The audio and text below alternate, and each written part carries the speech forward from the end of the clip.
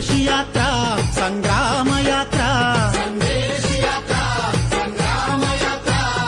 Bhagat Singh బాటలోన DYFI జైత్ర యాత్ర సమస్యల సాధనకై ఇది కోరు సంకేతం ప్రజలంతా పలకాలి పిడికిలెత్తి స్వాగతం భగత్ సింగురా భరత జాతి బలమురా